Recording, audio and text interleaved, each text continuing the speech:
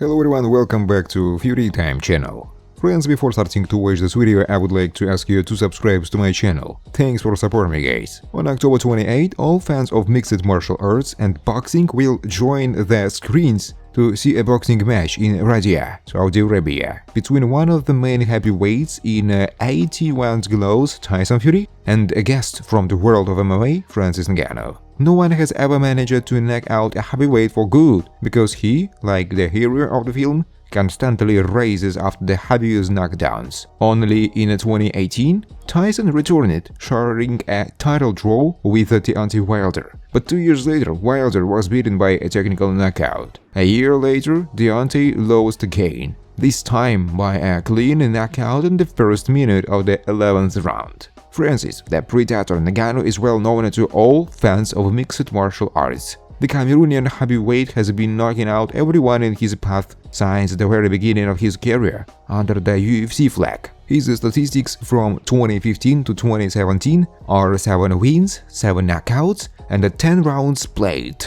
Even experienced heavyweights Andrei Orlovsky and Alistar Overeem didn't find a worthy counterweight for Francis sledgehammers, having gone to rest already in the second minute of the fight. Only Stipe Miocic and Derek Lewis managed to drag Ngannou into the deep waters of the final segments with the help of constant work from a distance, inflicting 2 defeats in a row on the Predator. Francis was not confused by this, because after 4 months he again began to cut down all the top representatives of the division. The new series counted 6 wins, a championship belt, and a reward for Stipe Miocic with a brutal left hook. Francis' last confrontation before breaking his contract with the UFC was defending his belt against interim champion Cyril Gane. The 5-round duel ended for Ngannou with the first victory in her career by unanimous decision. Francis needs to be given his due.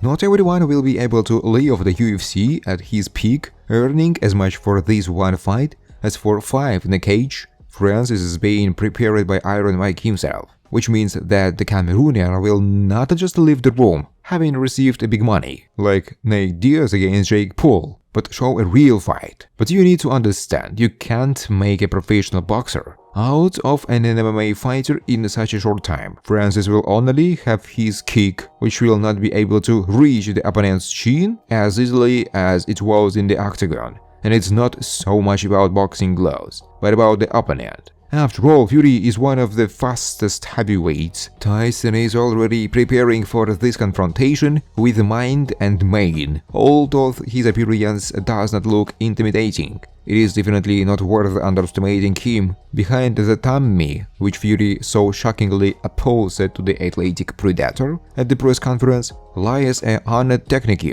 a knockout blow and a speed.